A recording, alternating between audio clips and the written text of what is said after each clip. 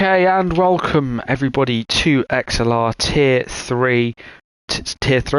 2, round 14 here at the circuit that is famous for the incredible high speeds that we see, known as the fastest track in Formula 1, Monza.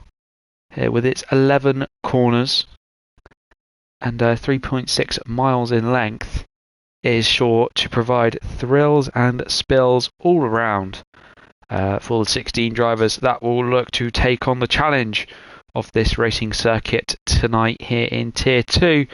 And what's interesting for once is that we finally are able to get on with a full qualifying session here at the Temple of Speed, something we don't usually end up doing in Tier 2. Luckily we have gained the numbers for today's race, and we'll be looking forward to a bit of wet here in the qualification 1 session.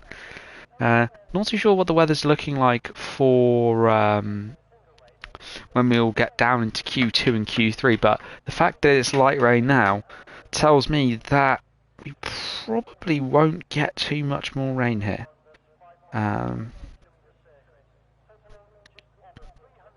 So On will join us in qualifying, and we will wait and see who goes out first on track. Looks like a few out there already. I believe, do we have real life cars last weekend in Tier 2? I don't think we did. So this is kind of our first time back with the real cars, which is always a pleasure to see, and as it makes it easy for us. And Kyle has already gone, he's trying to see if he can make it through. Oh no, he's gone through the bollards. Well, there's only been one race there, so we'll see if anything else transpires from that beautiful opportunity. So first out on the track is Haas, last weekend's Tier 1 winner here in XLR. He managed to win the Tier 1 race with a rather well thought out strategy. He gambled at the right time and was able to make his way to a Tier 1 victory before he's even had a Tier 2 podium, I believe. So Haas is definitely going to be one to watch. He seems to be, he's got his strategies, he's got his brains about him, and well, he's doing a good job at the moment, and let's hope he can sort of replicate the feats that he did in Tier 1 here in Tier 2. I'm sure he'll be best pleased at that one. As we take a look at the race, as we take a look at the standings that we've got at the moment here in Tier 2.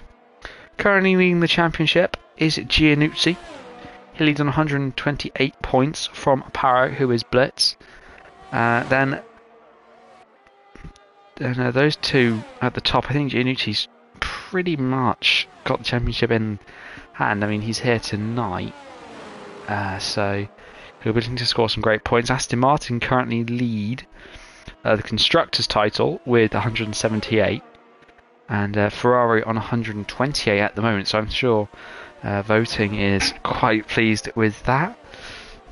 He always is a bit of a Ferrari lover, and I think it's great to see the team doing well. I mean, they are doing very well in Tier 1 as well, but they've unfortunately just lost one of their main drivers, so we'll see how the rest of that transpires. As then, Haas on his first flying lap. I'm just going to quickly adjust some audio. In fact, I'm not going to adjust some audio. He is coming down the back straight now, where he comes into the Ascara chicane. That makes up turn 8, 9 and 10. Here we've got some yellow flags. Oh, he's invalidated, unfortunately. And I think he's going to try and give his teammate a little bit of a slipstream. D10 was working very well with Jack Imac to give each other... They worked nicely to give each other a real good slipstream in Tier 1 at Circuit of the Americas. And let's see if... I don't think the Hassers are going to do the same here. Haas are sort of because it's quite late on in the lap, he sort of raced off into the distance just a little bit. In fact, he pulled into the pit lane. As D10 goes to the top of the timing sheets then, I think Frosted Cheese is going to be next across the line. Goes even faster by only 5 thousandths of a second.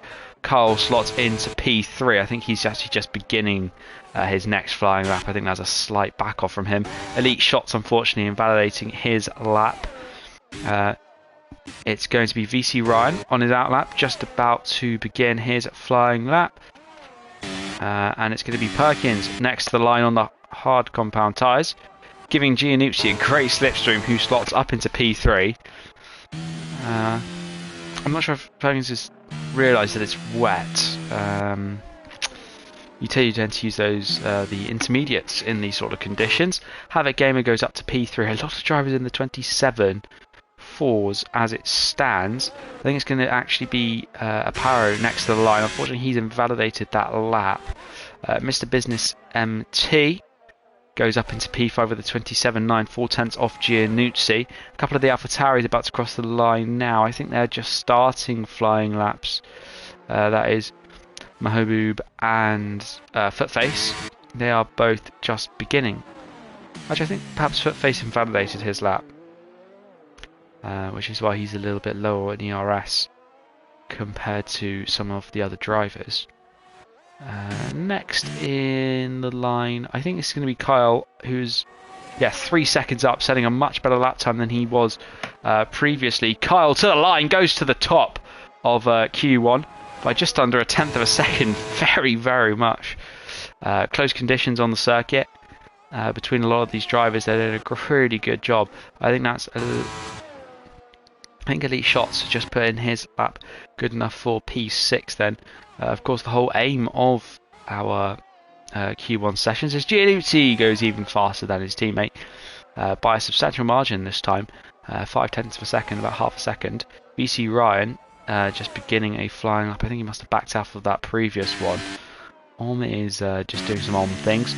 Perkins finally probably going to decide to box for some actual rain tire. I think we could see a Paro coming to the line now. Let's see what sort of time he can do. Got plenty of ERS left in the tank. 28.5. I'm sure it's going to be a bit of a banker from Blitz then. As we see Luke the Blade goes up to P2. Still a very, very close and compact field. Footface P10 is the best he can sort of manage.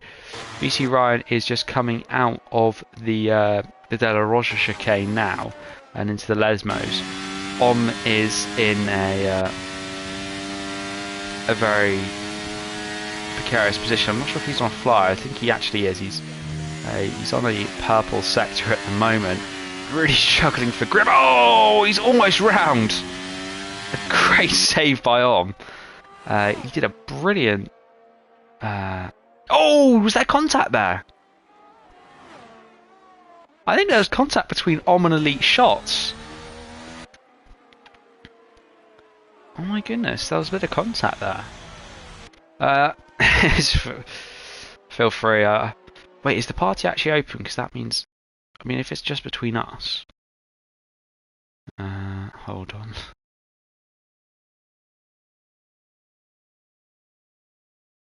It's a closed party, so only you can join near me, which I'm not too concerned about, really.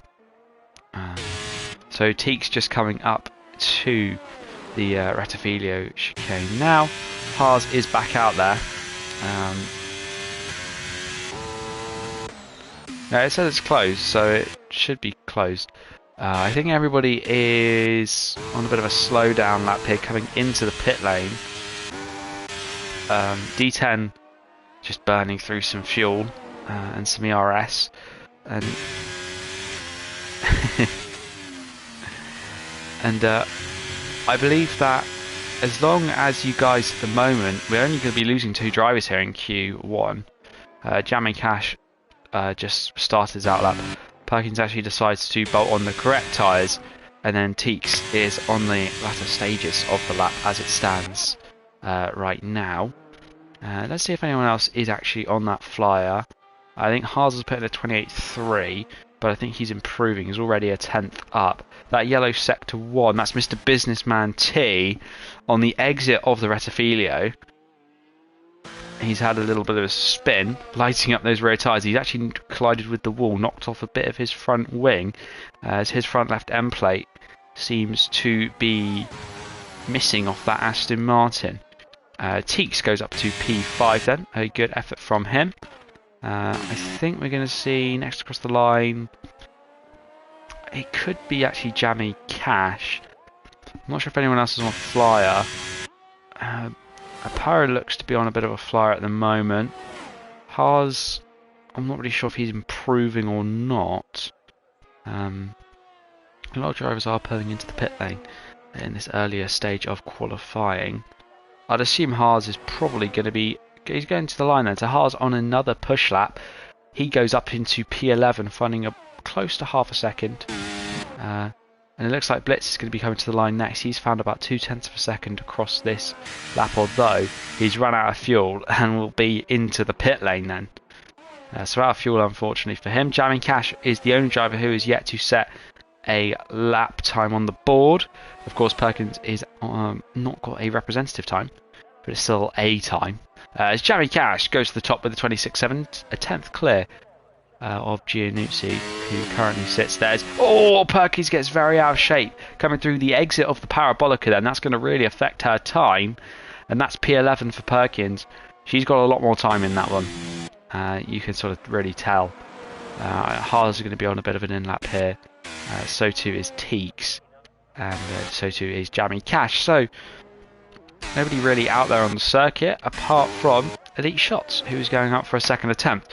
So as it stands at the moment, Footface and Blitz will be eliminated from this qualification session. I think we know that.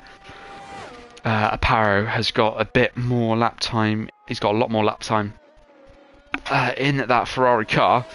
He's just got to grip up across the wet circuit, and he's got to find it really, because you know you've got to. It's all well being quick, but you've got to be able to set the lap times. And at the moment, it doesn't stand that way for Aparo. So Elite Shots, the only driver about to start flying. That will take you through him as he comes around the Parabolica at the moment. I think it's actually called. They changed the name to Curva Alboreto, if my circuit knowledge remains good. But I'm not too sure about that. As here comes Elite Shots coming into the Rettifilio chicane. There's turn one. Oh, he goes deep and he bounces over. It's incredible just how well those,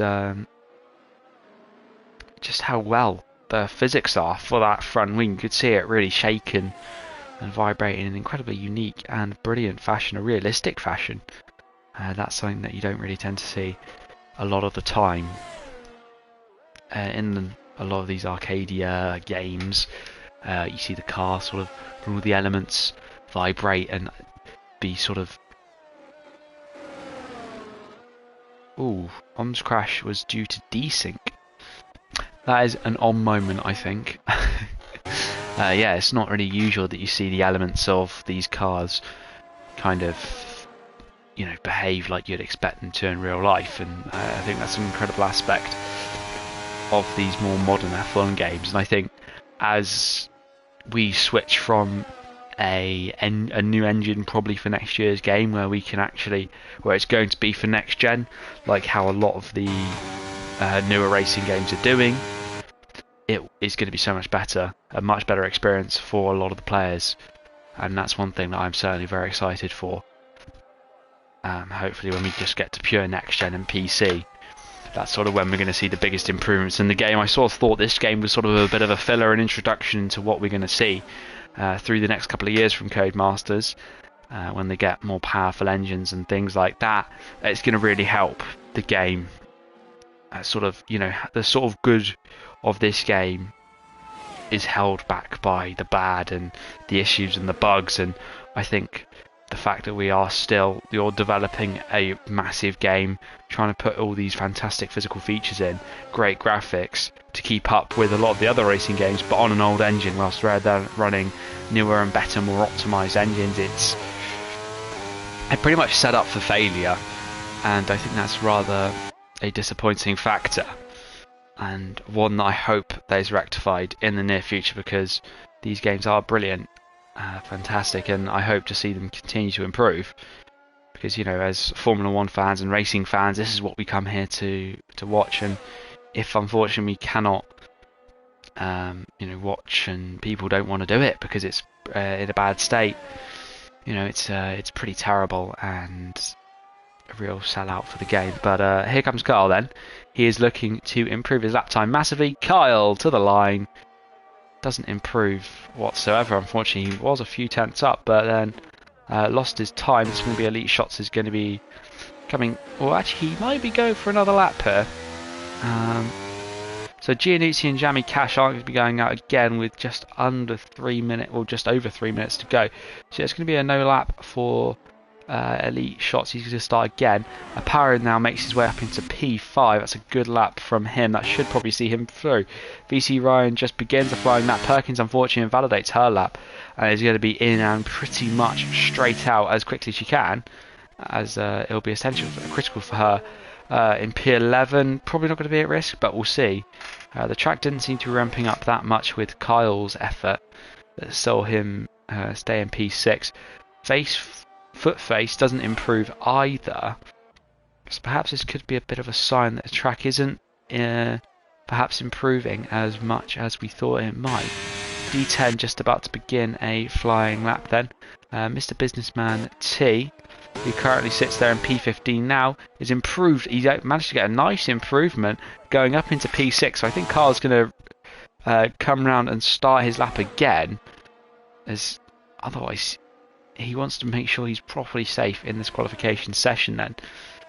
So who else is on? Oh, is that someone just... Did we just see someone in the wall?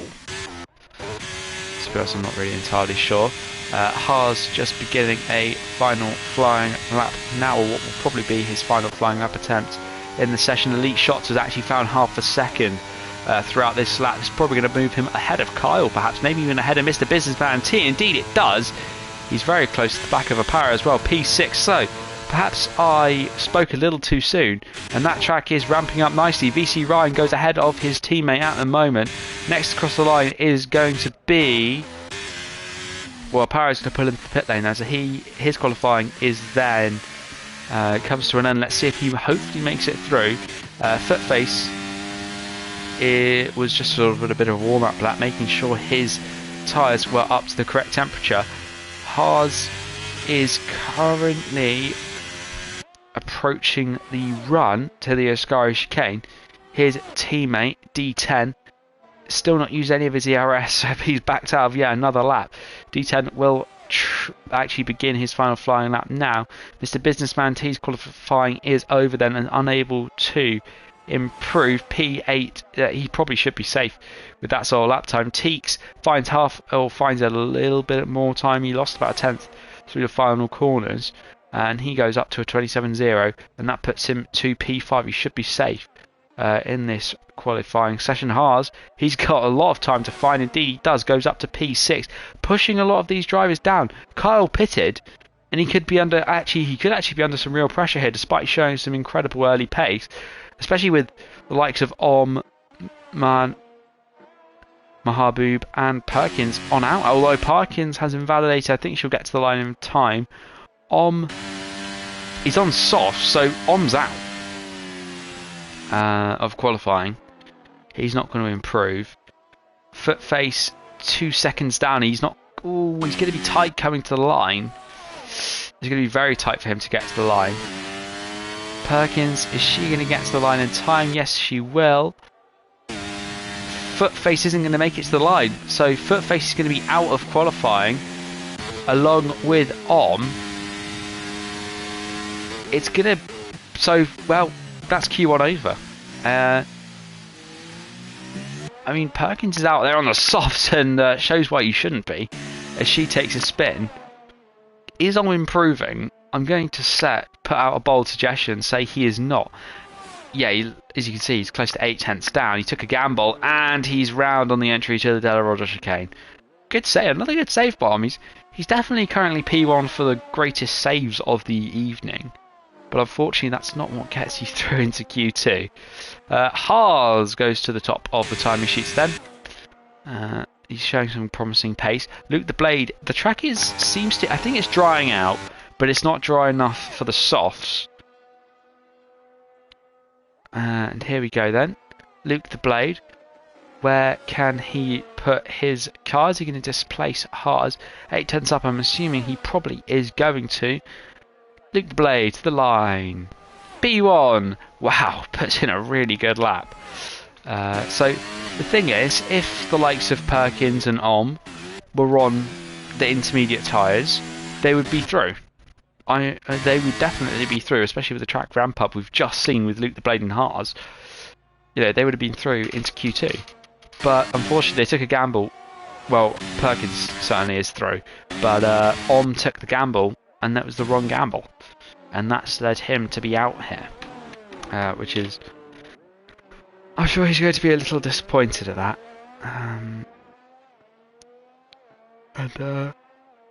Well, that is Q1 over then, with Footface and Om. The only two eliminated through the session. Yeah, on with desync issues. He got a little unfortunate with the desync, and yeah, so, and then chose the complete wrong tyres. The Red Bull strategy team is very much on holiday. I'm not really sure where they've gone on holiday to, but there we go. So let us get going.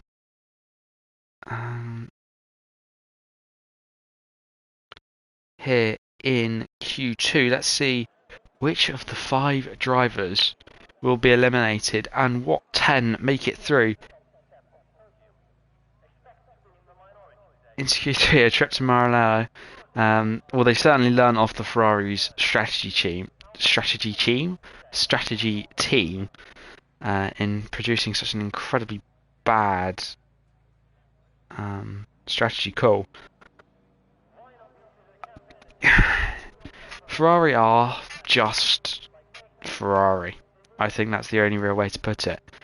The Tifosi have come out in force today. You can see, oh, there's literally 2 identical guys standing next to each other, and I see, oh, that's their third brother. Oh my goodness, their parents managed to clone them. There's like, just counting out the amount of people that are the exact same. There's like, there's like 5 or 6 of them who literally look the exact same. So I think we're going to see a bit of a variety in terms of the tyres here. Yeah, Red Bull's strategy team really have learned from Ferrari. Everybody else on dry tyres. Well, there still seems to be some puddles out there.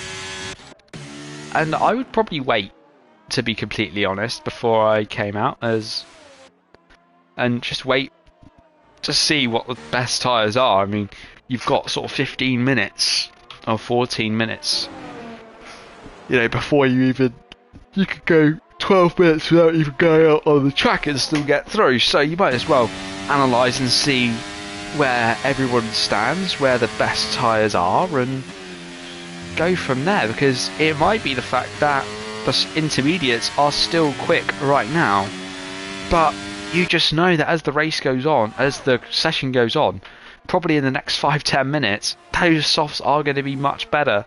So what is the point of you know, going on to the enter? It just doesn't particularly make sense. If yes, you're going to get a lap on the board, but at a large cost. I mean, there's just nothing you can do. And well, we are waiting and watching for the cook during the race. As long as the cooking doesn't provide slamming into the other 16 cars into turn 1, I think it'll be a fairly decent plan. At the moment, I'm not really sure who's going to be faster. So Perkins through the first sector, 27.9. I think it's D10 going to be the first. Oh no, we're going to see D10. 27.5, 4 tenths up already. So Oh, is she a bit of a try-hard? Thinks she's e-sport level, which is why she just has to do the inters. Oh, that's fair enough then. I personally... perhaps we set this to realistic cars, which is here at the back. Actually, On was out as well, but he was on the wrong tyre. I think one thing that I just never really understood, actually coming out on a set of inters to do a field lap. I know in the Creator Series they've got an intermediate championship, so that's sort of the reason why. But that's sort of a thing that's a result. And look at that, Perkins are 25.9, already a lot quicker than Q1, and D10 will go ahead of that. Yes, as you can tell. Would be out even unrealistic. Well, we don't really know that, as Jamie Cash and Kyle both go ahead of D10, but Kyle put in a cracking lap, actually half a second up on Jamie Cash, who decides that the runoff area is where his Alpine belongs. But that is a good lap from Kyle, who seems to have some real pace here in the dry. Next across the line then is going to be Mahaboob. Where can he put this car? Up to P1, 2/10 clear of Pyro Kyle at the moment. Wrong person completely. Elite Shot's about to start a flying lap. Frosted Cheese is going to come after his teammate Blitz, who is about to set a flying lap in the session. P7 for Blitz. Frosted Cheese, where can he put his car? Up to P1 at the moment, half a second up, and I think what we're going to see is the times continue to tumble as the session progresses. And I think a big telltale sign that it is soft runners is Elite Shots, even on a lap where he backed off, isn't that far behind, he says. Teeks currently through the Ascari chicane at the moment, and that is turns, or he just came through turn 10, going to try and pick up a nice slipstream from the McLaren in front. Gets far too close. I'm rather surprised the McLaren didn't have a brown liquid coming out the back. So here we go then. Teeks the line in the Alfa Romeo, powers his way through the Parabolica to the line for Teeks, who goes up to P1 at the moment. So you do have to remember, of course, that it is only Q2, but you need to be in that top 10 and in the highest place possible should you want to make it through into the top 10 shootout where the grid is really decided. Elite Shots, where can he put his car? Up to P3 on some slightly more worn tyres. That's a valiant effort from him. So Luke Blade and Giannuzzi both out on medium compound tyres. Really looking to try and save that set of softs, perhaps using in the race, maybe if there's safety cars. We're not sure.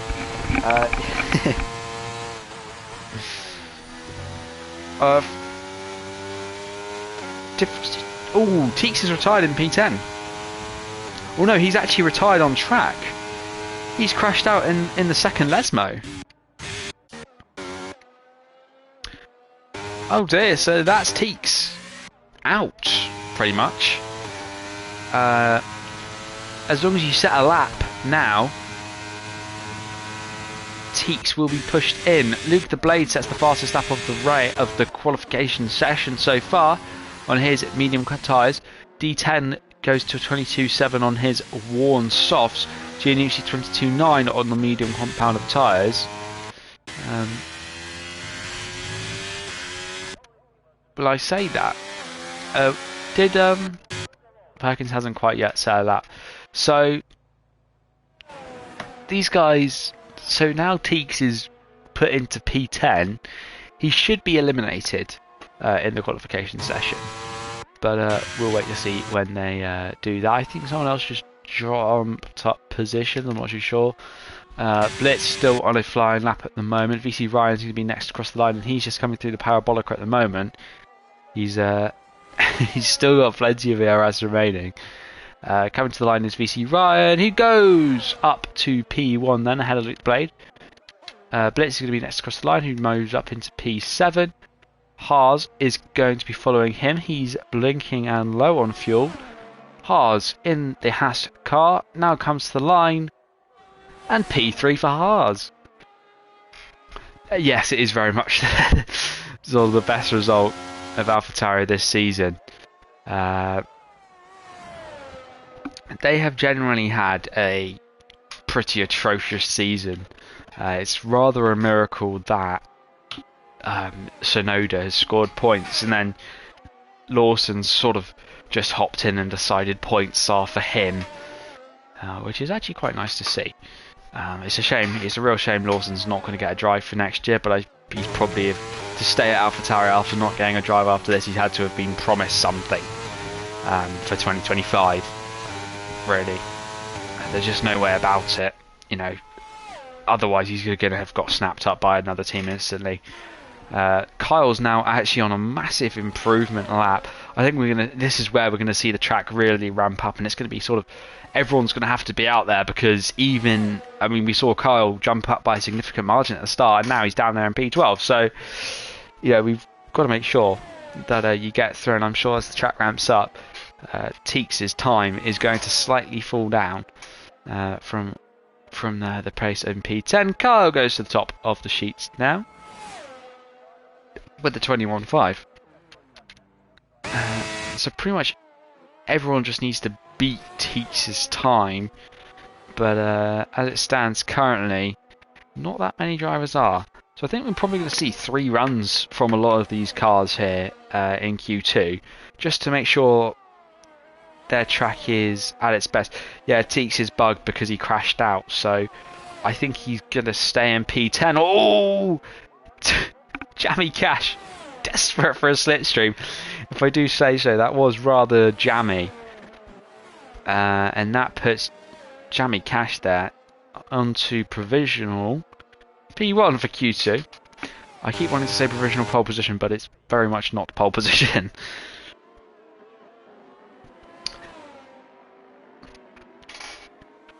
Yeah, so he really, because he's DNF'd, he should be falling behind everybody. Well, he shouldn't be. He should. People just need to beat his time, but people ahead of him are. Well, who knows what's going on here? Really. Oh dear. Well, we'll see if the track ramps up enough for the guys to jump ahead of Teeks' time. They need to be really within the 22s for that to happen. Elite shots then. Where can he'll be the next to actually cross the line on a flying lap. Is D10 still out there on the same set of tyres? He is. He's now not improving. He's 8/10 down. I think he's testing to see how long those tyres can last. Or he's trying to save that set just a little bit more. Is Jamie Cash out there again? Or is he just... He's a little further behind. He's still going to slow in. Elite shots will... yeah, he should be P8, but I'm not really sure what's going on there. Elite shots then. Where can he put this car? Up to provisional pole position, a 2-second improvement. So he goes to that leading position as it stands. Havoc Gamer, his teammate, is going to be the next to cross the line on a flying lap, unless Giannuzzi. No, it's going to be Havoc Gamer. I think it was probably one of the greatest before. To be honest, it was probably better than Nick De Vries could do. Although he's back in Formula E, I think that's just where he's comfortable. A little bit wide actually though through the Lesmo 2 for Havoc. I think Formula E is sort of where he's comfortable. 5 ads actually. Oh my goodness. Earning all that sponsorship money. It's probably pennies to be completely honest, but Havoc Gamer then, as he is down the sort of, it's just kind of the straight where not much overtaking actually happens. But here we go then, Havoc Gamer to the line. Where can he put his car? Up into P1. That's a really good effort. So it's going to be whoever's really last across the line is probably going to be at the top. That's relatively what's going to be happening. So here we go then for Giannuzzi. He powers around the parabolic for this time. How much is he going to improve by? Goes up to P1 at the moment. So Frosted Cheese does displace him though by half a second. The track is really ramping up, and well, I think Elite Shots is about to go for another lap. I think that's a very smart move. So Mahaboob, where can he put his AlphaTauri car? I assume to the top. Oh, P2 is the best that he can manage. And P2 is all he will get. So now Teeks is officially being pushed out of the top 10, which is always a positive sign. Blitz then will be coming to the line now. Where can he put his car? P6. Ooh, it's going to be tight to get him through, as a lot of other drivers are currently out there on flyers at the moment. Although I think this is Havoc on an in, D10 on an out, so this will be his final effort. This will be most people's final efforts actually in the session. Mr. Businessman T also on an out lap. A lot of drivers come to the end of that outlap. So I think actually Elite Shots is going to be next across the line to set a flying lap. It's about 100th up at the moment for the McLaren. I think, especially with the age of his tyres, he's not going to find all that much time across this lap. Haas is just going to be behind him, gaining a pretty nice slipstream. So here we go then, to the line for Elite Shots. How much can he find? Finds close to a tenth of a second and goes up to P2. Everyone else behind is on out laps. I think it's, yeah, everyone's on outs at the moment. I think it might actually be Carl on the flyer. Yeah, here we go. Carl to the line is close to up, and a second improvement goes up into P2. Very valiant effort from him. I think we are going to see VC Ryan coming to the line next. He's coming around the Parabolica now. This is where the big fight is to try and get out of this session. I think Blitz could find himself in the drop zone quite easily here. VC Ryan goes up to P3. A good effort from him. I think Blitz, he's coming into the pit lane. P9. It's going to be very close for him. Haas is... he's through the middle sector at the moment. We're going to focus on these guys. D10, who's currently a second up at the moment, is going to put him up into P6 or P7. No, he finds even more time, up to P2 for D10. A very good effort from him. Mr. Businessman T. Mr. Businessman MT up to P4 as well. Blitz is definitely out here. Havoc Gamer could be under some big pressure. A couple of big names still got across the line here. And Haas is the first of them, a Tier 1 winner. Where can he put his Haas car? Up to P4. Very good effort from him. Luke the Blade, where can this Williams, I expect him to be through. Yes, he is. And, well, Jammy Cash, who looked like he had some promising pace, is eliminated in Q2, along with Elite Shots, Havoc Gamer, Aparo, and Teeks, who crashed out. Wow, Giannuzzi getting through by... I think that's a little bit too close to comfort for the Welshman. I'm sure he would have wanted to have a bit more of a leeway there. But the track was really ramping up at the end there, which is a huge thing. And I'm not sure if we're going to see the same level of ramp up in Q3. I think we'll have to wait and see if that ramp up does exist when we get to qualifying 3.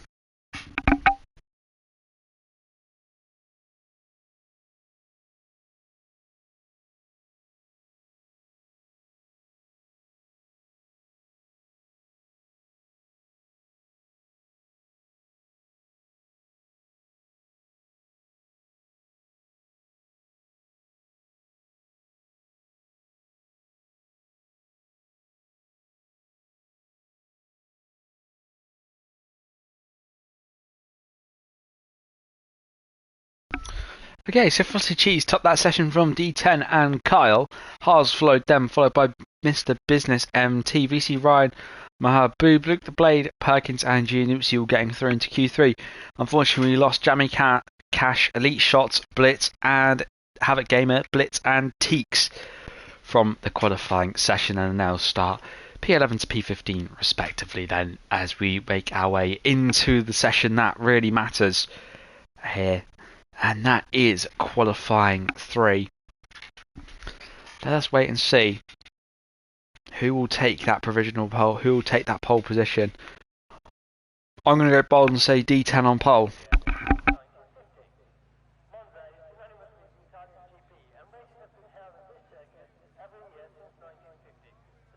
Yeah, I'm gonna be bold and say put D10 on pole position, and I think we'll see just how quick he can be.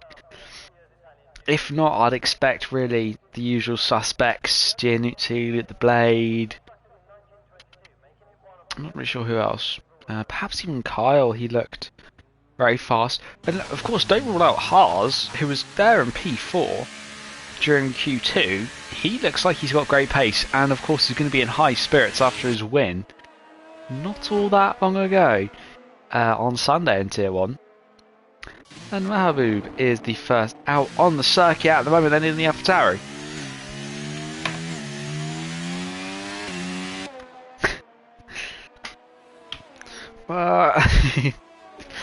Red Bull, well, they actually played a good strategy at Japan, even if Perez decided that he just didn't want to, he wanted to replicate what the other North American country did to Japan a few years ago.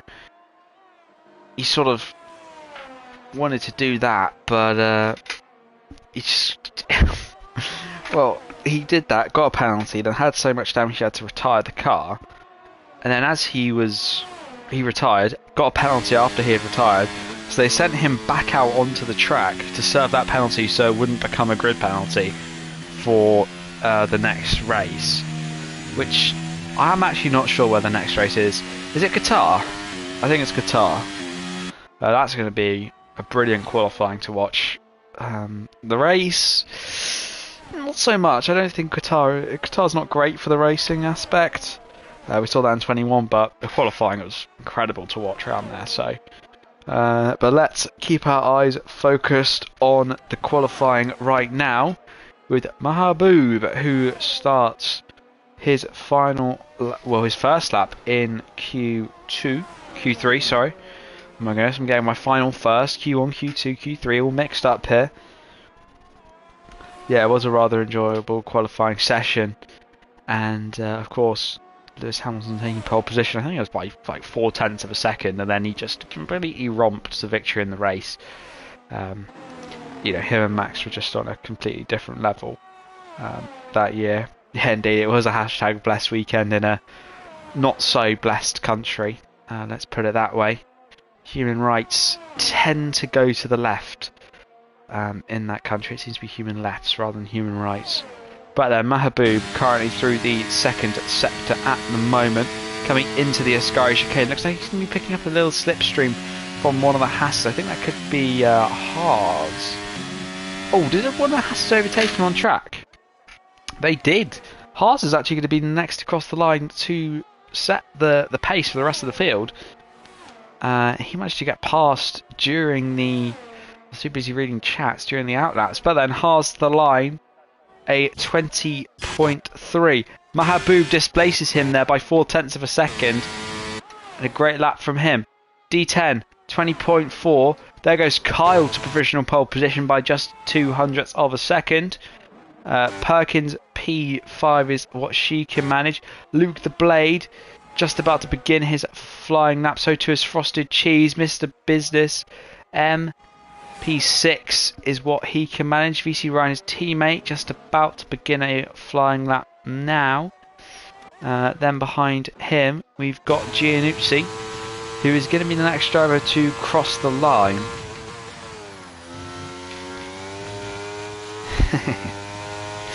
It is very much the first time a lot of people hear about these rights. But then, let's see if Giannucci can get this lap right then. I'm not sure what his sector times are looking at. Compared, I think that'd be a nice feature for the next F1 games. But through the Parabolica now, Giannucci lets the Mercedes drag him to the line. He goes to provisional pole position by 0.2 of a second ahead of his teammate. So it's a Mercedes lockout at the moment. And it's going to be Luke the Blade who's going to be the next to try and spoil the German party. Out there, yeah, it's unfortunate elite shots it happens, but you've got plenty of laps around the Temple of Speed plenty of overtaking opportunities to get that done. There's a Red Bull on the outside. That is Perkins, who's going to be pulling into the pits, but also getting a great slipstream to loot the blade behind, who goes on to provisional pole position by 0.08 of a second. But Frosted Cheese goes faster by 0.3. Wow, that's a good lap from Frosted Cheese. As then he comes around the parabolic up for VC Ryan, and I think his teammate might have given him a light slipstream coming down that final straight. P4 for VC Ryan, then a very good effort from him. As everybody is into the pit lane, then nobody, of course, daring to improve on a second lap. And we will wait to see what goes on for the next set of laps.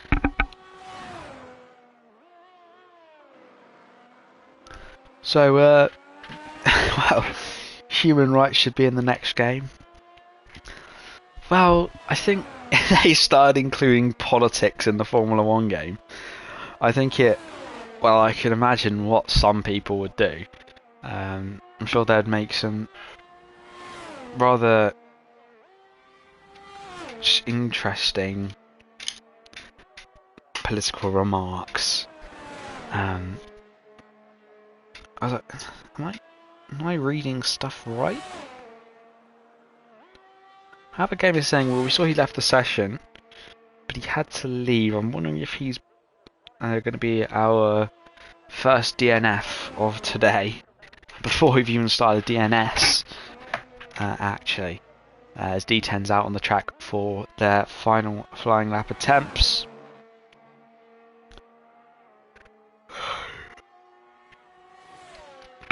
We'll find out what happened with Havoc shortly. But what is everyone thinking for the next Formula 1 game? What do they want? What do they need? What sort of needs to be improved?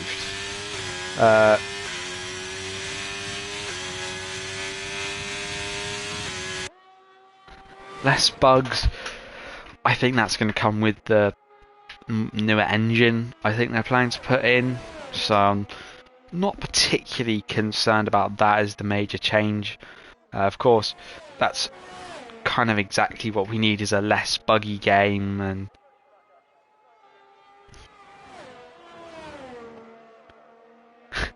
need more ads. Yeah, I do believe EA should add. They should actually make you pay for equal cars, and then still not make them truly equal. But I feel like they should have. Well, I'm not really sure, but I think we should have some sort of system where we have an identical car, but then we can sort of add additional kind of liveries to it, and it's just like a livery skin that you can put over like the F1 World car. That sort of thing is what we need, you know, to make the cars truly equal, because they can't ever be equal if they're, you know, we can technically have equal performance in the coding, but if the way that the game works, if the wheelbases are different, it's always going to react differently to curves and things like that. New tracks, I would love new tracks. For supercars, I feel we should completely abandon supercars, to be honest. No one ever uses them,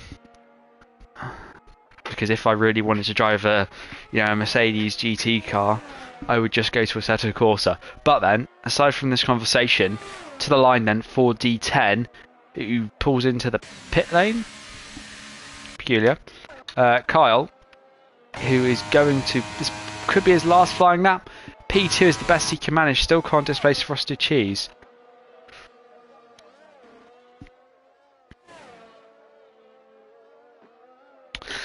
Oh, that's unfortunate. You should just wait for the sales, because when the Assetto Corsa sales come, they are like, it is like £5 for the game. Yeah, I think some more classic. I think even if we don't have to have all the classic cars back, but some sort of classic cars would be brilliant. Yeah, I mean, I think you just have to be patient, really, if you come for the. Yeah, if you really come for that sort of like. Oh my goodness, what am I saying? Yeah, you just gotta wait for the discount to come.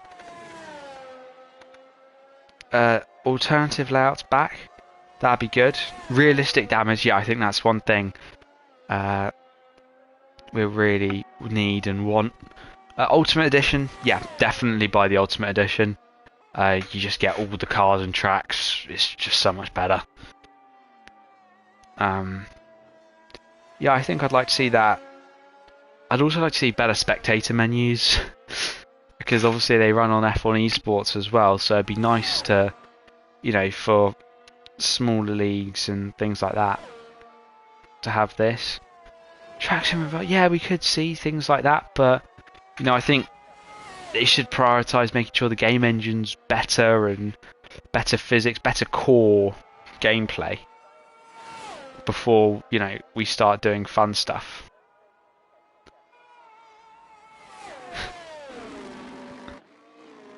Yeah, and I you know, I completely agree. It'd be fun, but you know, we got to see what they give us. Of course, because it's a yearly title, they're going to be holding back a lot of features.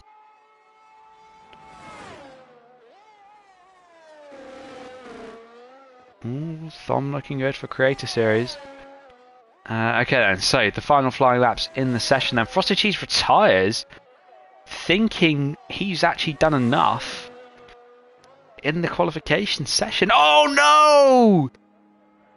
On the exit of Lesmo 2, Giannuzzi's round and out of qualifying. That is disastrous for the Welsh driver. Kyle will be the next across the line. He's a 10th down at the moment. He doesn't really seem to be improving. He's on much older tyres. I think he's backed off of his lap. Yes, he has. Kyle's qualification is over then. And it looks like Mahabub is going to be the next across the line. Oh, that's so unfortunate for Giannuzzi. As I look at the speed that F1 car is just carrying before he enters the Ascari chicane, currently about a 10th up. This is going to put him up into P5 as it stands. But he's got to find even more time through the session. So then, that's the checkered flag out. This is the last lap for every single driver out there. Mahabub, where can he put his AlphaTauri? Will it be ahead of VC Ryan? Yes, it will be. He does find the lap time, and he goes up into P5 provisionally for now. Perkins invalidated her lap time, so she won't be improving. Mr. Business MT currently giving his teammate VC Ryan a bit of a slip. Well, actually, VC Ryan's ahead of him, and VC Ryan will not improve. Mr. Businessman MT moved up into P4, a good lap from him. Luke the Blade only P2, wasn't able to improve on what Frosted Cheese had in the tank. Hard, I think he validated as well. D10, is he able to snatch provisional pole? I think he's too far down on his time at the moment. Yes, he is. D10 P3. Frosted Cheese on provisional pole position then. So Frosted Cheese takes the pole from Luke the Blade and D10. They are the top three. Kyle sits pretty on the second row of the grid. Business M&T finishes up in P5 and P6, belonging to the crashed Giannuzzi. And that is well, it was Frosted Cheese didn't even bother going out, so he just had a fantastic first lap. The Perkins, she didn't even set a soft tyre run. The Red Bull is really using the Ferrari strategy. So after Giannuzzi finishing in P6, Mahabub in P7, with VC Ryan P8, P9 belonging to Haas, and Perkins in P10 then. So a great qualification session does come to an end, with it now being the laps that we have around this track. I think it's 40 something laps. I'm not really too sure, but we've got quite a few laps when it comes down to it. So let's take a look into some of the history of Monza and what it has to offer.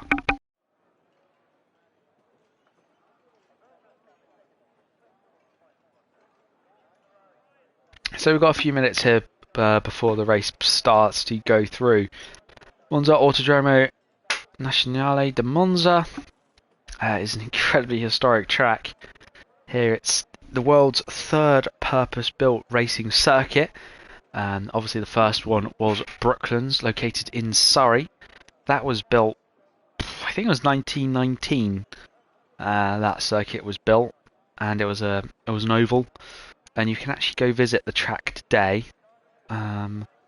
You can actually get a car ride in the classic racing car. I think from the 30s there.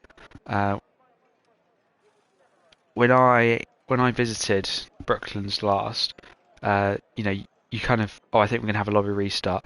You kind of went round the banking, and you could, it was probably at 40, it was maybe 40, 50 mile an hour, in this old car that the guy literally cranked up to start, and you could really feel the G-forces, and it was incredible. It was a great experience, and the track is very bumpy, and yeah, Brooklands the first racing track. In fact, so there's obviously the section by Mercedes World and Brooklands, and then there's a massive retail park. Well, there's quite a large retail park. It's got like a really big Tesco's, and then there's just part of the track in front of it. Right, and we need to get out of the session. Yeah, there's just kind of part of the track in front of it, and it's really cool. Yeah, Brooklands, unfortunately, of course, isn't in use as a purpose-built racing circuit. And, well, the biggest event here is obviously the Italian Grand Prix, but there are plenty of other races, held here at Monza. So much sports car racing. There's actually there's quite a bit of endurance racing. There's cycling events there, which I think is rather interesting. But yeah, so Monza used to be a high-speed oval, and you can actually drive that in Assetto Corsa. The oval was certainly a very dangerous circuit, just to put it lightly. The banking is incredibly steep. I'm sure you've all sort of seen the videos where Yuki and Pierre kind of race up to the top of the banking, and you can just see how steep that is, and you can imagine how sketchy those cars were. Oh my goodness, I would have absolutely hated that. They used to have a combined course as well, which you can also drive in Assetto Corsa. It's a bit of oval, a bit of like standard road course, but those corners are incredibly fast as well. And now, of course, we are in the full Grand Prix. Yeah, the full Grand Prix circuit, which is what we use now. And yeah, the Grand Prix circuit is incredible. It's really fun to drive. And oh, there we go. There's the invite. And provides some fantastic racing. It's incredibly fast. It is known as the Temple of Speed. Technically the fastest Formula 1 lap of all time, which is held by Lewis Hamilton. I think he had an 18.8 there, and it had an average speed of 164 miles per hour. Could you imagine your average speed? Imagine your average speed was 160 miles per hour. Most people in their life will actually not kind of go that fast, and then you can imagine your average speed around the lap is that. I think it just kind of puts into perspective a little bit of just how fast this track is, and it's rather brilliant. Of course, in terms of the actual racing lap record, is still held by Rubens Barrichello in an F2004, which is rather interesting. That F2004 still holds a track record. Was it here that Johan Rinck passed away before he had his before he won the title whilst he was dead? Top 3. I think I have a feeling we're going to see a Kyle win with D10 in P2 and Mr. Business MT in P3.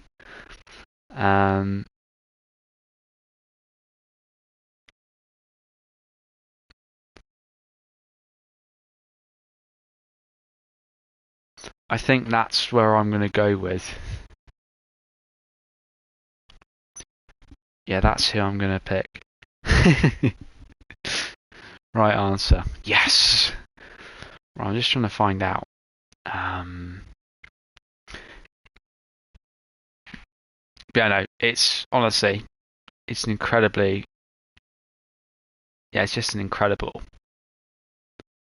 part of Formula One history, and yeah, it's just an incredible part of Formula One history, and yeah, indeed it was. Yeah, Rohan Rinkt died at Monza, I think, literally right before he won the championship.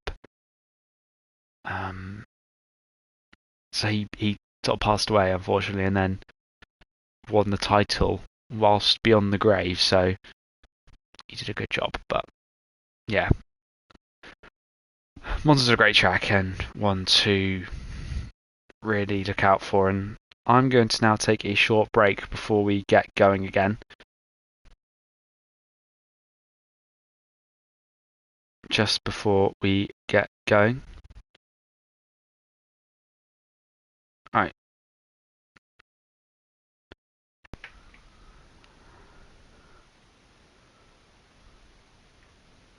I think Elite Shot's readied up early.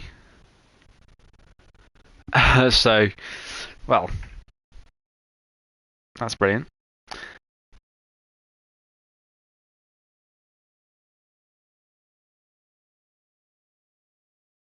Alright, I'm going to take that short break before we get going again then.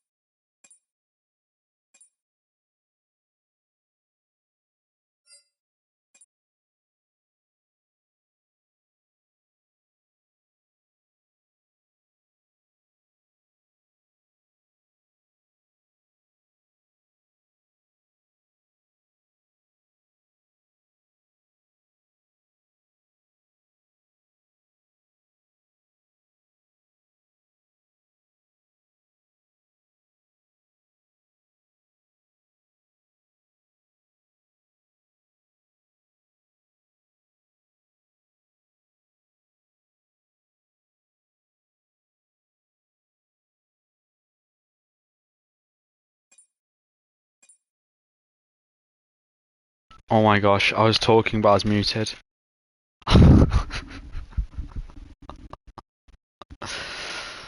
Oh. Right, I do apologise. I was talking whilst I was muted. Um. Well. Okay, so I should have added EA shots. Um.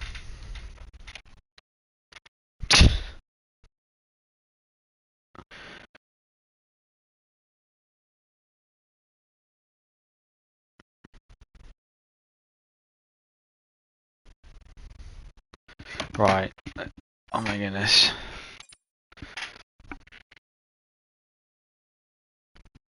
It doesn't need me to accept it. Right.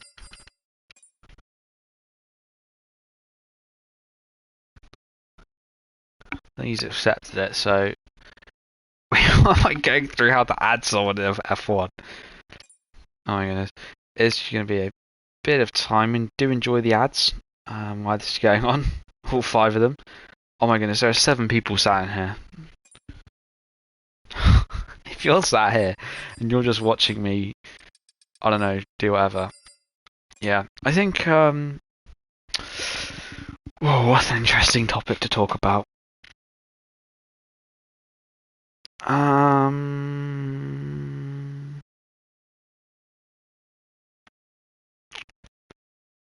Hmm.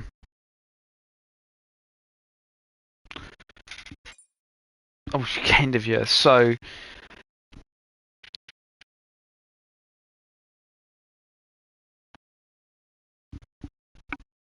what is going on?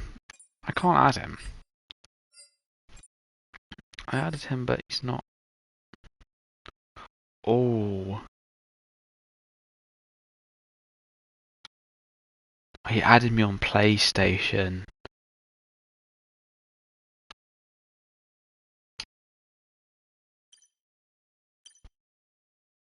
Oh, that's why. Oh my gosh.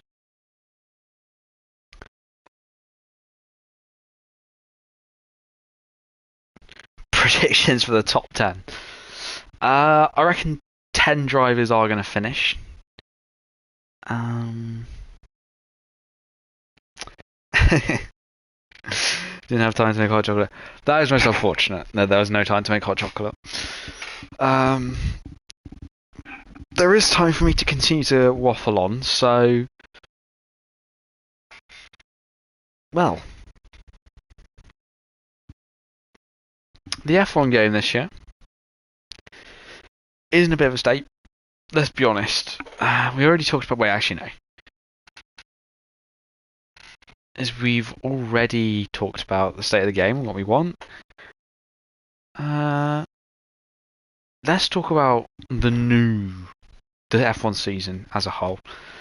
To be completely honest, the 2023 season, I can't lie, it's been a bit garbage. Just for me personally, I just felt it's just been pretty horrendous. Like, in terms of the entertainment factor, there's been very, very few battles for the lead and things like that. I mean, the Singapore was so entertaining on those final few laps, and we sort of saw what we have without Red Bull and Verstappen, and it would be a lot better if Verstappen's car wasn't 10,000 miles ahead. I think that's on your end, Numias. I've got it on my phone, and it looks fine at the moment. I feel like it's just been like, as much as watching Red Bull's masterpiece of engineering and Max's incredible driving has been good, especially when you're not a Max fan, it's not as exciting. Yeah, and I feel like if Checo was up there with him, battling every weekend, week in, week out, it would be a lot more entertaining, a bit like Rosberg Hamilton, or Vettel Hamilton, and things like this. But just a lot of the races have been boring.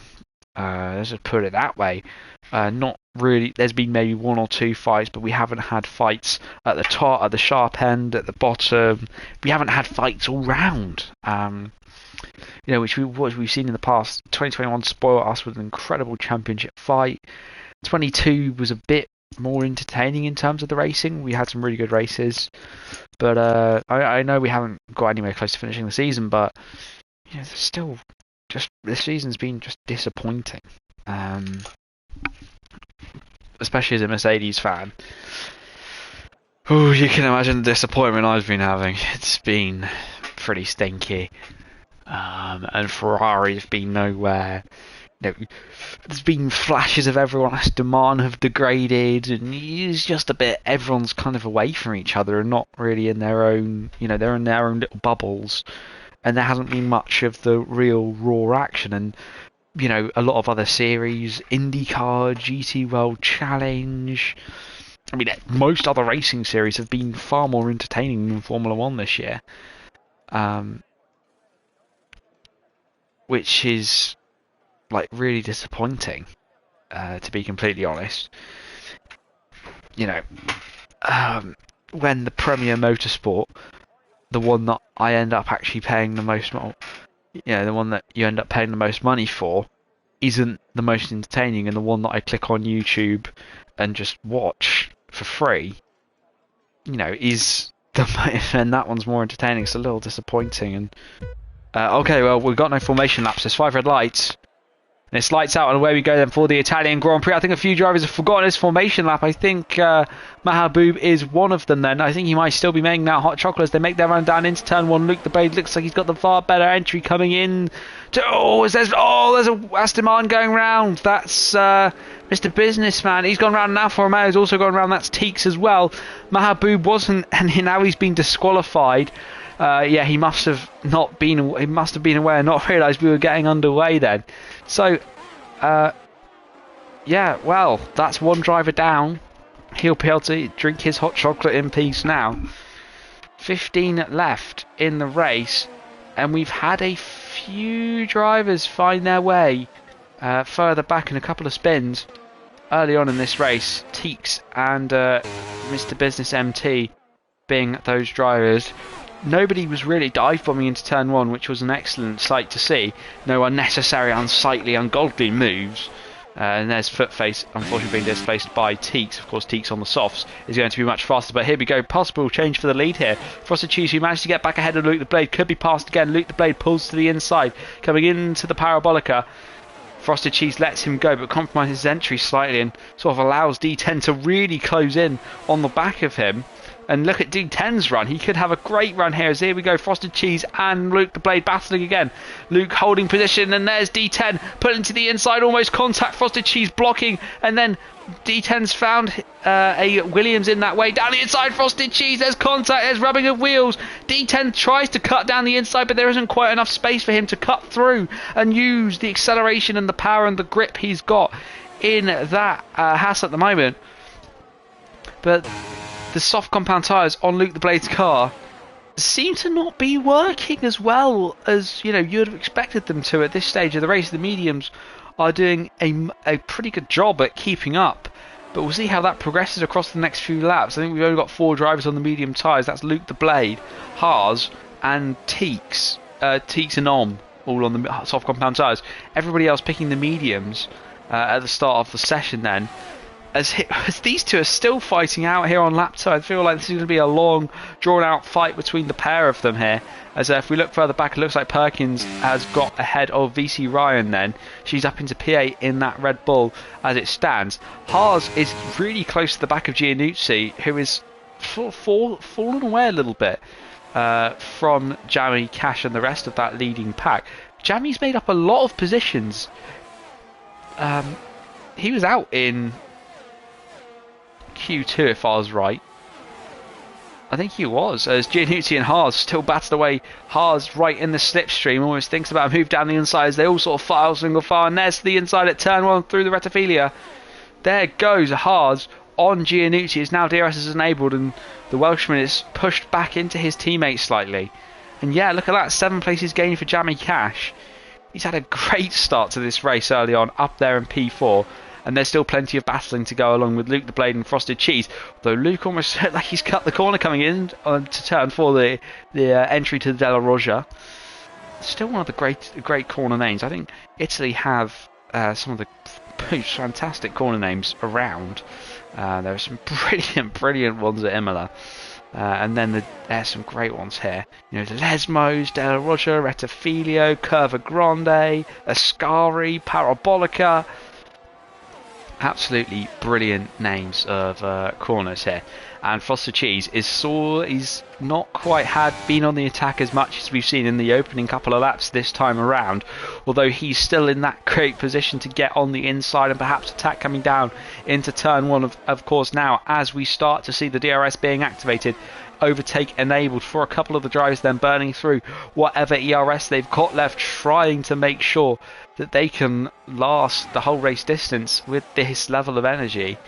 And Frosted Cheese almost thinks about a move with some DRS assistance, but isn't quite close enough. Jamie Cash goes, he's made a mistake somewhere. He's been pushed wide by D10 and completely cuts the chicane. He's going to lose more positions here. Yeah, Haas jumps ahead of him. Haas is on a real charge in this race. He loses a place to Carl as well. Now Giannucci, as they come around Curva Grande, pulls to the outside of the Alpine driver. In fact, he's got a great run on his teammate here, has Giannucci. Jamie Cash is still going to be on their outside. It all forces Giannucci to have a wide line and doesn't allow him to get through. Jamie making that move back up into P6 then. But that was an incredibly close battle. In fact, D10 is actually outside of that second. Well, he's now gaining back into that DRS window from the cars, from the two in front of him. But without that DRS, he's going to really struggle to get really anywhere near these guys at the front. Yeah, we wish you were here with us, Sweatback. We got a nice full grid here. I think actually have a game that wasn't able to join us. Oh, we got a yellow flag. Oh, that's Businessman T. Businessman MT, unfortunately, spinning on the entry to the Ascari chicane. Oh, he's lighting up the rear tyres and is almost round again, very much struggling to get onto the grip, onto the tarmac and get some grip. As we switch back to the leaders of the race then, Frosted Cheese is going to try and get a better run with the DRS assistance. Pulls to the outside this time, whereas Luke prefers that inside to defend. There's still going to be wheel to wheel coming through turn two through the Rettifilio. Frosted Cheese is going to push Luke the Blade as wide as he possibly can as now they try and out-traction each other through the run at Curva Grande. Turn through, there's still wheel to wheel here on the run up to the Della Roggia chicane. Both these drivers banging wheels, making contact all the way down into turn four. There still almost was contact there on the entry to the corner. Luke the Blade somehow managing to keep that position into the first Lesmo. Almost looked like Frosted Cheese was going to try and make a move to the inside into the pit lane for a set of hard tyres. Is Mr. Business MT trying to get off those mediums as early as he can. I think Luke the Blade's actually made a mistake coming out of the first Lesmo. He's made some sort of error. I think he's lost out on traction massively, or it might just be the lack of DRS assistance as Frosted Cheese now takes the lead of the race, and D10 was looking quite dangerous behind at the moment. I said D10 was going to do well. He's looking pretty fast at the moment. Who's actually running out of VRS? Kyle and Jamie Cash right on the back of this trend. That actually looks like Kyle to the inside of Jamie Cash coming in to the Parabolica. Kyle now ahead of the Alpine driver. So they all filed down on the run back up into turn one again. Lap 6 now of 27. If this is fighting like this all race long, we're going to be in for a great treat for today's race. To the outside, VC Ryan's retired in the pit lane then, as Luke the Blade does regain that lead. So VC Ryan out in the pit lane. That's one Aston Martin down. Only one remains. Here we go, back through Curva Grande. Another great run for Frosted Cheese on the back of Luke the Blade. This time he pulls to the outside. Coming through into the entry onto turn 4. He almost tries to get a front wing involved. Jamie Cash slams the door shut. Luke the Blade slams the door shut in Frosted Cheese's face, and the Ferrari's got nowhere to go. Indeed he has. Haas is in a really good position right now. He's looking very, very menacing on those soft compound tyres, and I'm sure he's going to do a great job when it comes to it.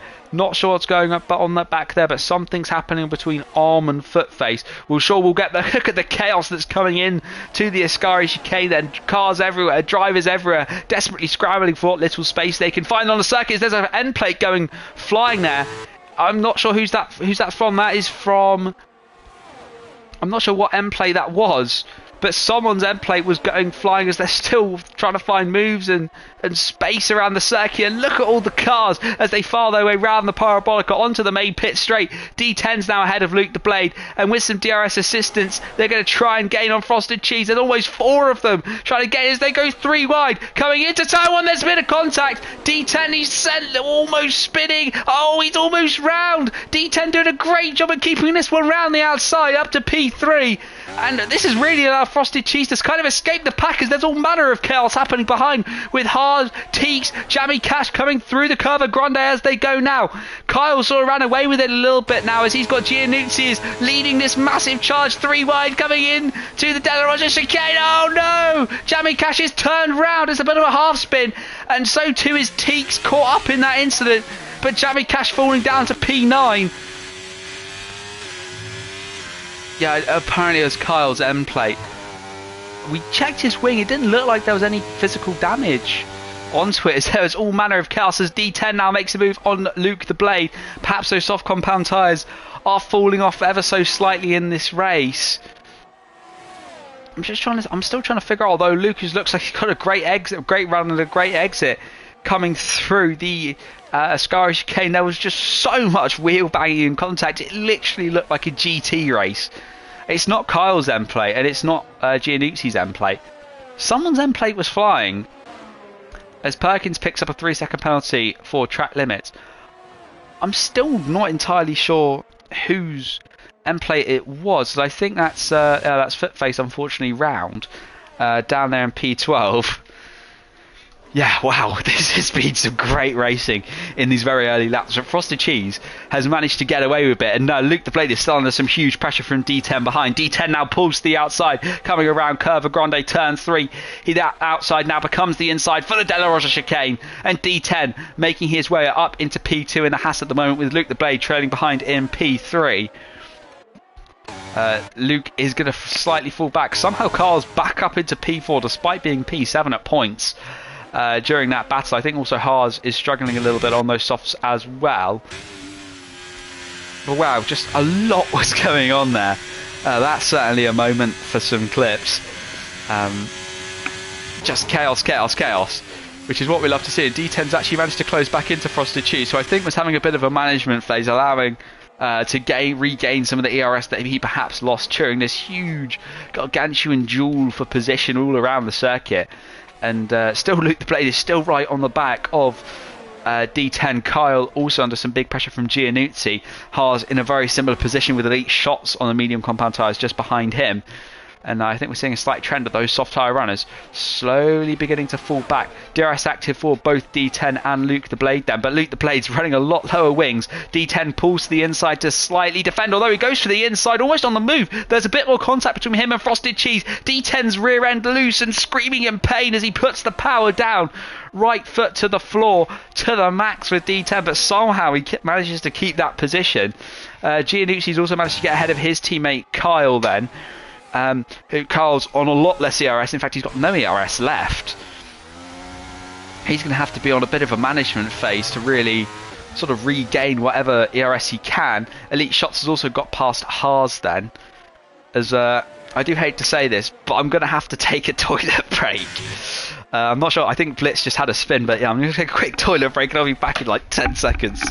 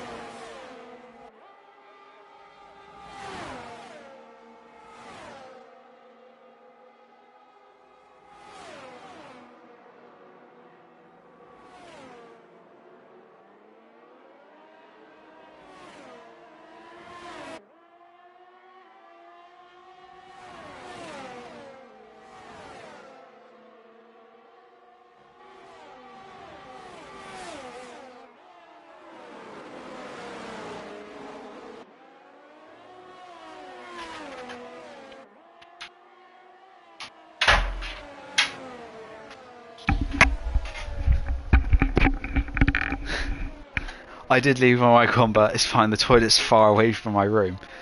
Far enough where you won't hear what's going on in there. D10's managed to get ahead of Frosted Cheese. Luke the Blade still, and Giannuzzi and Kyle have also swapped positions. Yeah, swapped positions as well. Doesn't look like too much else has changed, although Haas has managed to get remain up himself up into P6. I sort of left it in a bit of an awkward position, really. As Luke the Blade is right on the back of Frosted Cheese, who currently sits in P2. And now it's going to be a huge fight for this P2 position. I think D10 looking very, very strong at the front of the field at the moment. But then here comes Luke the Blade to the outside of Frosted Cheese. Frosted, unfortunately, unable to defend before they even enter the corner. Which means Luke the Blade will take P2. Kyle still staying ahead of Giannuzzi. Perhaps these two are going to try and work together a little bit more to try and save some ERS, or they're going to throw every single bit of teamwork out the window and fight their way. In fact, the two silver arrows still go wheel to wheel round the outside for Giannuzzi. Round Curva Grande he goes.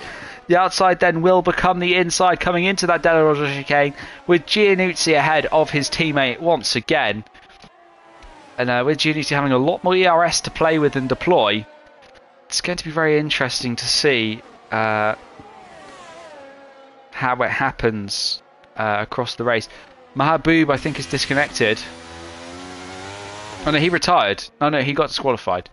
Oh my goodness, I was rather behind the times.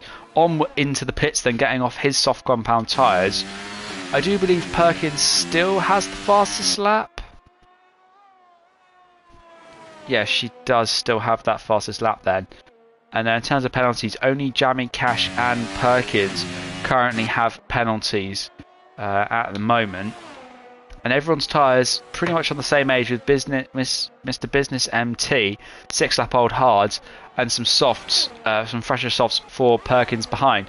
But we're still seeing a huge battle here, as now here comes Giannuzzi trying to get past Frosted Cheese. So he's actually struggling a bit more than what Luke the Blade is with his tyres at the moment, as it seems, as the Mercedes goes wheel to wheel. Frosted Cheese is still going to keep his front wing in there, and it is going to be on the inside as they come through Curva Grande now.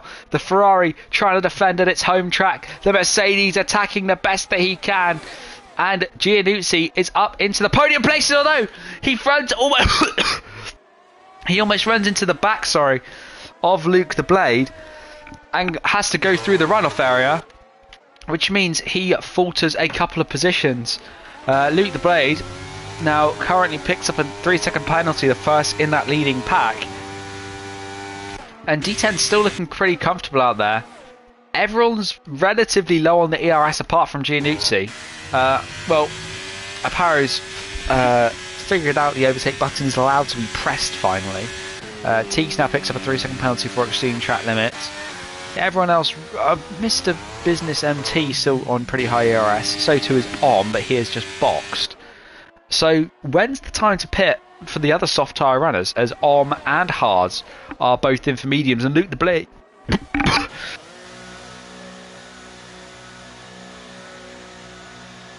Luke the Blade also in now along with Teek. So a lot of the soft runners deciding now is the time to box. Jamie Cash ironically put on another set of softs that will last him about 12 laps.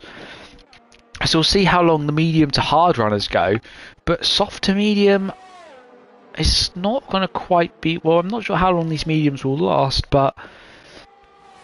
I mean, 14 laps, it's possible. It's certainly possible. So perhaps it might be a soft to medium strategy that might be used here tonight for a lot of the drivers, as now the gaps are sort of starting to increase a little bit. As Footface picks up a penalty for speeding in the pit lane. Those gaps are starting to increase a little bit between the drivers around, with nobody really in the DRS range apart from Haas, who... Oh, Perkins went really deep coming into the corner. Elite Shots also losing a position to Jamie Cash coming into the Della Rosa chicane. I'm going to decide to...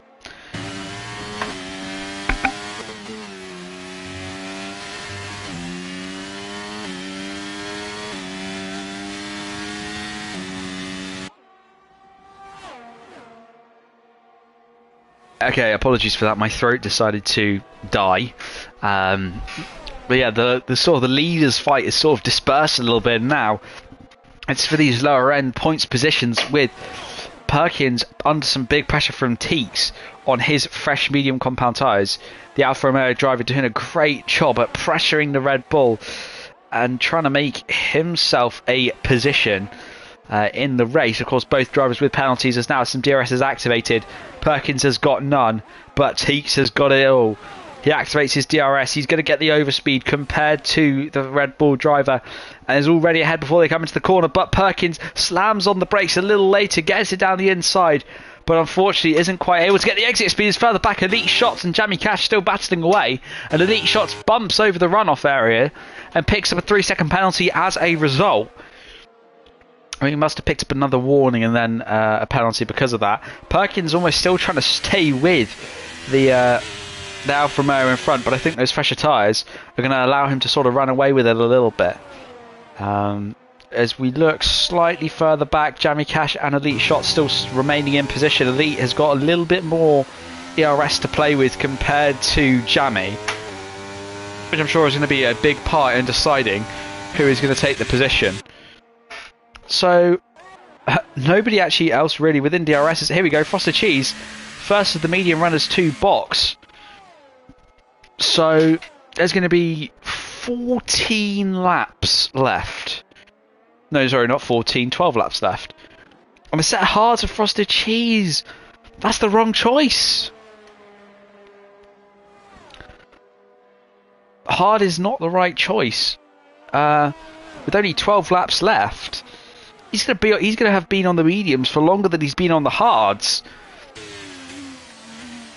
Oh, and here we go, almost a Verstappen-Hamilton situation with Teeks for Frosted Cheese. They almost got very close together. Sort of started to think about the PTSD and the flashbacks from Monza 21. But here we go in 2023. In the F1 game, to the inside is Teeks into the De La Roja chicane. Makes that move very nicely on Frosted Cheese, who is, of course, who's on fresh tyres, granted, but harder tyres, and he's going to really struggle to get them up to temperature, especially compared to the medium runners. And then the speed is not going to be quite as good as well. So I think the medium runners are going to go onto softs, and they're going to be very, very quick at the start. And here comes D10 into the pit lane. Let's see where he is able to, what tyres he pits onto. Going to try a bit of an undercut. Well, he's not really undercutting anyone. Elite Shots picks up another penalty for exceeding track limits. It's hards for D10. If we had 37 laps, I'd understand the hards, but only like 10 laps left. 10, 12 laps. So what is the point of getting on those hards? When we saw the softs pretty much be there with the mediums, sort of they were slower, granted, towards the end of the stint, but they weren't that much slower, and they were still good enough. And here we go, Haas and Frosted Cheese. Frosted trying to get down the inside of Hart, who almost makes contact with the Ferrari driver, and already through Curva Grande, the Ferrari's ahead of the Haas. We've got 3 Ferrari powered cars, all in P4 down to P7. But I just think, especially now that there's less weight in the cars, those softs are going to be able to go an extra couple of laps. So it's a bit strange boxing for hards at this stage. I'm rather confused. Frosted Cheese now ahead of Teeks. I think D10's probably thrown away a potential victory here. Although Frosted Cheese does seem to be faster than Teeks and hards at this stage, despite being on the hards, so perhaps I have spoken a bit too soon. Giannici stays out for another lap, of course. Kyle pits onto the soft compound tyres, and we'll see where he filters out. He's going to go behind this sort of fight at the moment. Is he going to lose a place to Jamie? No, it's going to be kind of tight. A bit tighter than I think we would have liked, than Kyle would have liked it to be, really. There's always contact between Elite Shots and Jamie Cash again. Is Elite gone? I thought he went through the runoff area for a second there. Also, Frosted Cheese, Teeks and Haas still battling away. Still, Frosted Cheese thinks about a move to the inside on Teeks, but isn't quite close enough to do so. And yeah, Kyle on the softs is now only about 5 seconds behind this big battle here. So Giannuzzi will be in. I'd be hoping at the end of this lap he might be trying to extend the stint as long as he possibly can, just so he can be on those softs for as little time as possible. But I think when sort of Kyle boxed, maybe 1 lap before that would have been a very, very good time to box. I mean, sort of whenever these guys are sort of boxing this sort of range is where I'd expect it to be. I mean, they did say you could do a soft to medium strategy. Oh, there's Elite Shots clattering the curbs through the Ascari chicane. That will not do his suspension any good, and Jamie Cash is going to be trailing him now and almost thinks about a move. But further up, we've got Teeks still battling away with Frosted Cheese. D10 getting away from them too a little bit. Frosted Cheese pulls round the outside of the Alfa Romeo now, and here comes Haas, who thinks about the outside, thinks about the inside, decides not to make it 3 wide, and remains in P5. But for now, Teeks will try and get a better exit on Frosted Cheese, who on the hard still looks to be doing pretty well at the moment. So Giannuzzi was also on the fresh softs. Looks like with the superior grip, he's got much better traction, is able to get ahead of Jamie Cash despite just coming out of the pit lane. Of course, Giannuzzi's got a bit more ERS to play with than the Alpine behind, but this adds an extra dynamic then to the Elite versus Jamie battle. But I think Giannuzzi's going to quite comfortably have that one in the bag. Further up, this sort of battle that now is for that final podium place. Frosted looks like he's actually really decent. Those hards actually look pretty decent. Maybe perhaps I did speak too soon, but the softs look faster. But obviously these guys are battling, so it's kind of sort of difficult to tell whether Kyle's gaining on pure pace or just because they are genuinely fighting. But I think he is gaining on a pace as well. Of course, softs are much quicker than hards. And I think they can go the distance. I mean, they went the distance with Luke the Blade, but here's Teeks on the inside of Frosted Cheese yet again. Frosted still hasn't quite got the advantage I think he would have hoped he would have had. You know, on that medium running car. I think we've had a spin. Is that on? Yes, it is. It's an on life for him. And he's rounded now down into an unlucky P13. Luckily, no safety car caused by that. He's not caused one yet. I think we haven't even had a safety car yet. So, well, it's been the Red Bulls both at the back sort of struggling just a little bit. Haven't had a great strategy, even though they've had some decent pace. I mean, Perkins found herself through into Q3. Probably could have got himself into Q2 had he used intermediates.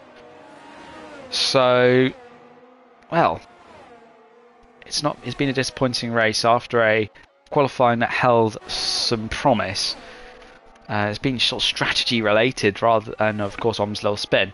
But then Frosted Cheese remains behind at Teeks for now, but he knows where the advantage lies with the DRS assistance. I mean, Frosted Cheese has got a bit more ERS to play with compared to Teeks, but now he's also got the DRS to play with compared to the Alfa Romeo driver, who's got pretty much no defence. And now Frosted Cheese is able... Oh, was there almost contact? I think there could have been contact. It looked like there was some contact with someone running into the back as Elite Shots is into the pit lane. So he's going to box for a set of softs then, thinking those mediums are not going to do him any good. That's an interesting strategy call from Elite Shots. Without a safety car or VSC to do so, he falls down literally to last pretty much then. In his conquest of some points in today's race.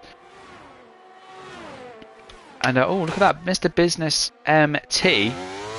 I think he might have ran wide, although Blitz managed to get back past him for the rest of the lap then, which is rather disappointing, as it would have been nice to see him do so well after an unfortunate spin at the start. So D10 has now broken into the DRS of Luke the Blade. So those hards are actually firing up rather quickly. I think I did speak a little bit too soon, as the hards look very, very good.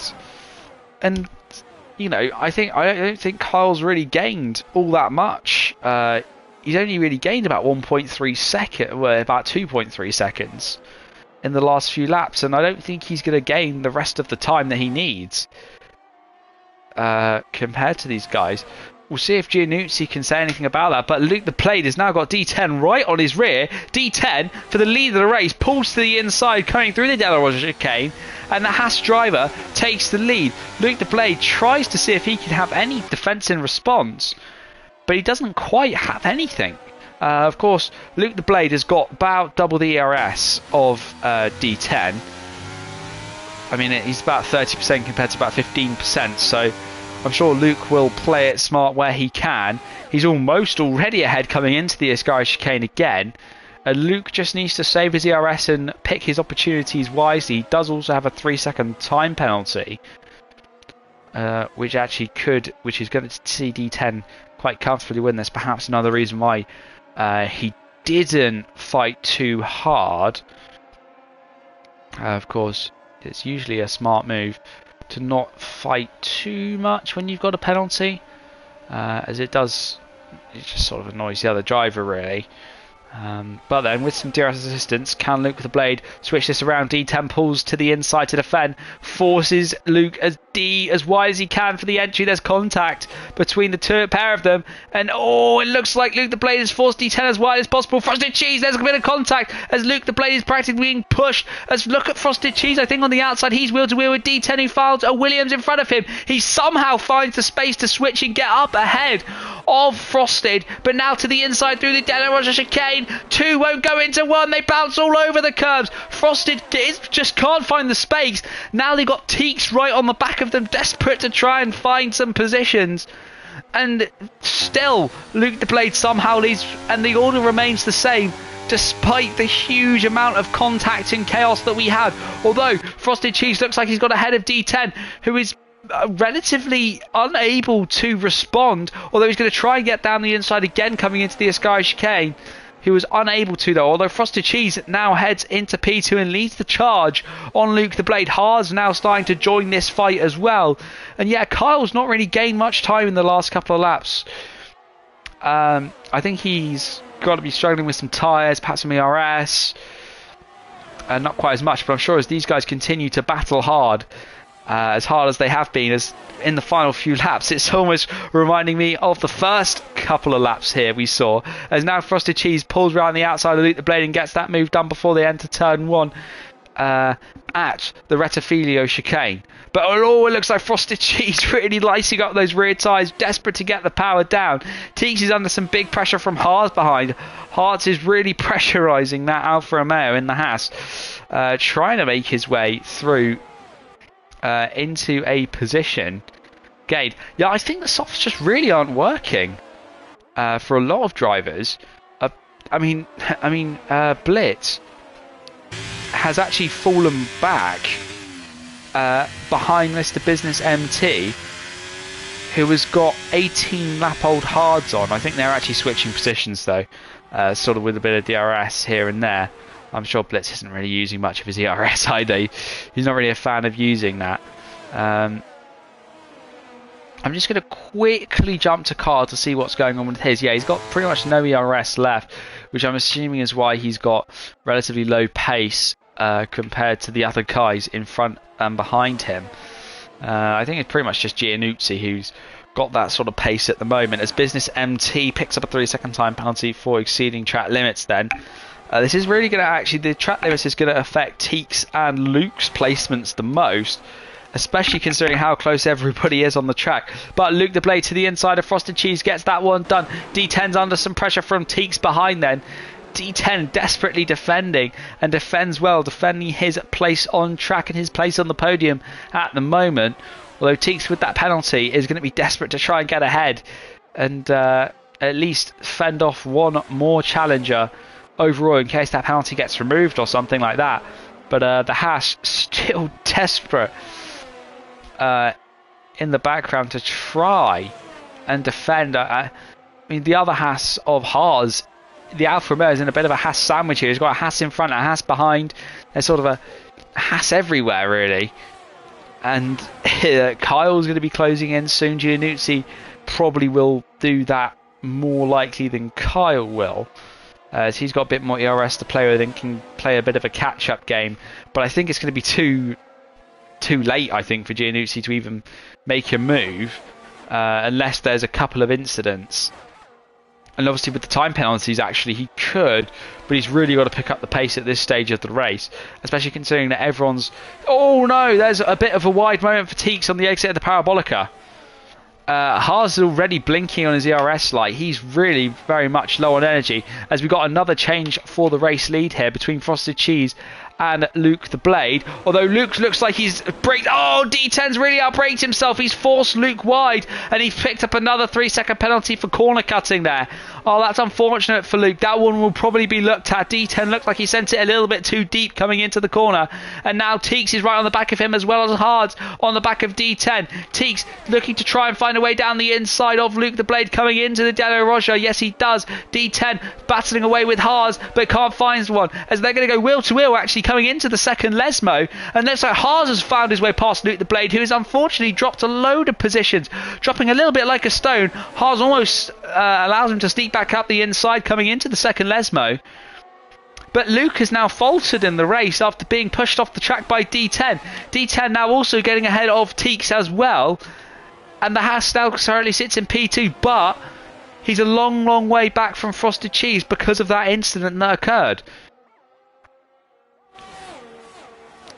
Wow, that has really made the race a little interesting.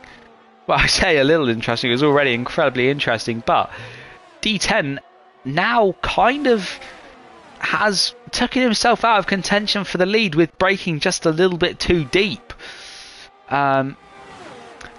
And now Frosted looks like he's going to be a comfortable victor here. But then, Teeks doesn't quite make a move on D10 this time around. The Alfa Romeo gets very close to the back of that Haas, who seems to be a little loose on the exit of the corner now, as coming through Curva Grande. Looks like Teeks is going to get a good run on D10. He almost looks to the outside, but D10 positions his car wonderfully to defend his place well. Looks like Haas could actually find himself on the podium, especially with Teeks having a bit of a penalty here. I'm wondering if Luke the Blade's got both of his penalties because of what happened. Because of like a similar situation. Because I remember someone got a penalty for trundling across the runoff as well. I'm not quite sure who it was on. It was on in the very early laps, but as we are on to the penultimate, we are still on the penultimate lap, and we'll be entering the final lap very shortly. D10 is making gains on Frosted Cheese, but not enough, as the two Mercedes have switched positions. Giannuzzi is about 7/10 back as we start to enter that final lap of the race. Now, this is where these positions are going to be won and lost here.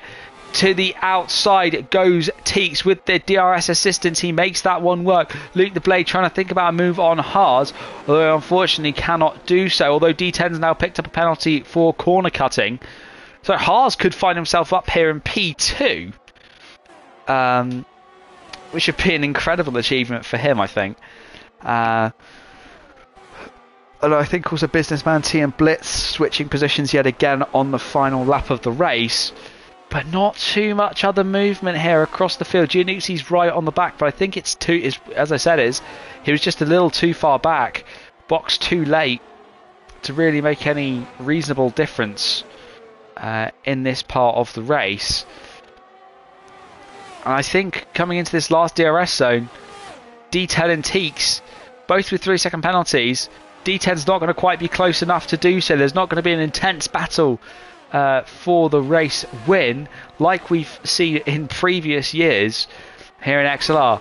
But although it could get very close between D10 and Teeks coming to the line, D10 pulls to the outside coming round the Parabolica now. He's going to try and get the better traction compared to Teeks, but I don't think it's going to quite work for him.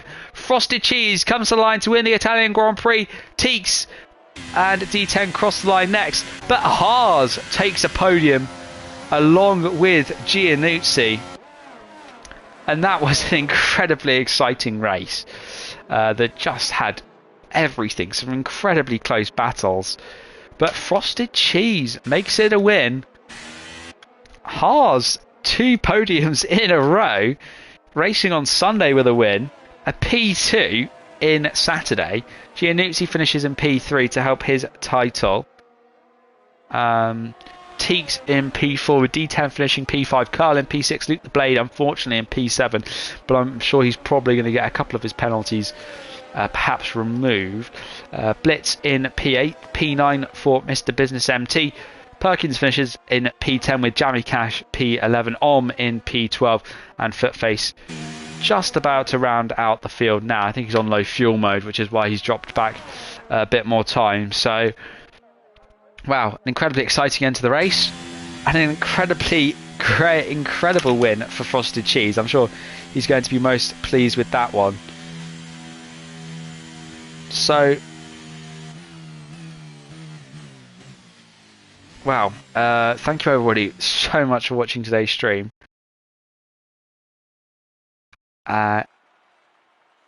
It was an incredible race that saw everything really, and yeah, so thank you to everybody for watching the stream today. I do hope you enjoyed the incredible racing that we saw out there today, and Frosted Cheese is your winner with Haas in P2 and Giannuzzi up there in P3. Big thank you to everybody for watching the stream today, and hope to see you tomorrow for Tier 1 or next weekend for round 15 here in XLR. Thank you everybody for watching, and I hope you have a good night or a good week if we don't see you tomorrow. Good night.